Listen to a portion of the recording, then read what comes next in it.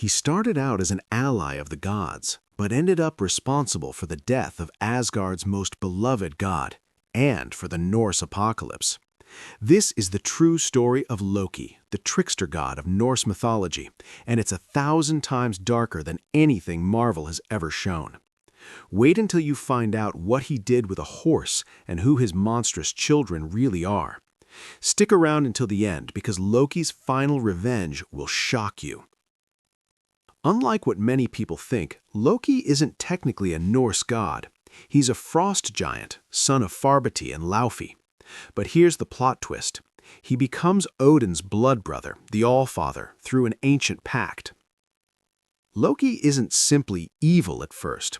He's the one who solves the gods' problems with cunning and intelligence. When the gods mess up, Loki shows up with creative solutions, even if they involve questionable methods. Here comes one of the strangest stories. When a giant builder offers to construct Asgard's walls in exchange for the goddess Freya, the sun, and the moon, the gods agree, thinking it impossible. But the giant has a magical, super-fast horse named Svadilfari. The gods panic. Loki's solution?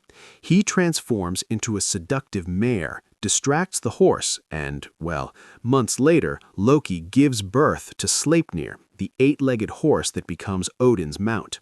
Yes, you read that right. Loki has a giantess named Angrboda, and together they have 3 children who will change the fate of everything. Fenrir, a gigantic wolf who grows so large the gods must chain him with magical bonds. Prophecies say he will devour Odin at Ragnarök. Jormungandr, the Midgard serpent, so immense it encircles the entire world, biting its own tail.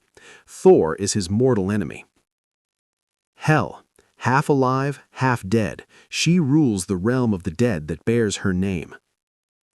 When the gods discover these children, they're terrified by the prophecies. Odin throws Jormungandr into the ocean, sends Hel to rule the underworld, and tries to imprison Fenrir, but this only fuels the hatred that will consume everything in the end. Baldur is the god of light, Odin's son, loved by absolutely everyone. When he begins to have nightmares about his own death, his mother Frigg makes everything in the world swear never to harm him. Stones, metals, plants, animals, diseases. The gods start a game where they throw things at Baldur just to see him unharmed. It's innocent fun until Loki shows up. Loki discovers that Frigg forgot to make a vow with one insignificant little plant, mistletoe. He fashions a spear from mistletoe and gives it to Hoder, Baldur's blind brother, telling him he'll help him join the game. Hoder throws, Baldur dies. Silence falls on Asgard. This is the moment Loki crosses the point of no return. Hel agrees to release Baldur if every being in the world weeps for him, and they all do, except one, old giantess in a cave. Spoiler, it's Loki in disguise. Baldur remains trapped in the realm of the dead. Loki flees and hides in the mountains in the form of a salmon. The gods invent the first fishing net in the world specifically to catch him. The gods transform one of Loki's sons, Vali, into a wolf, who then kills and devours his own brother, Narfi. The gods use Narfi's intestines to bind Loki to 3 sharp stones. Skadi, a giantess who hated Loki, ties a serpent above him that drips venom on his face. Sigyn, his wife, stays by his side with a bowl to catch the poison, but when she has to empty the bowl, the venom falls on Loki, and he writhes in agony so violently that earthquakes shake the world. There, chained and tortured for ages, Loki plots his final revenge. The signs begin: 3 winters without summer, brother against brother, morality collapsing.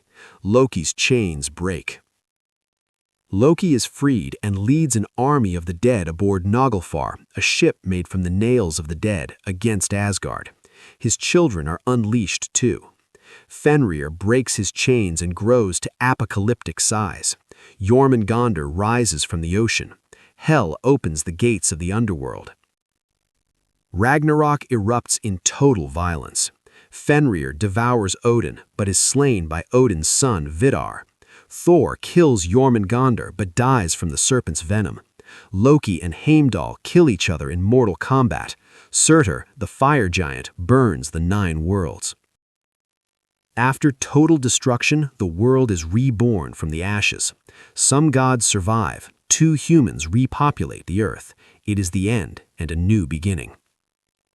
Loki is not simply villain or hero. He is the necessary agent of chaos, the trickster who exposes the gods' flaws, the transformer who forces change through destruction.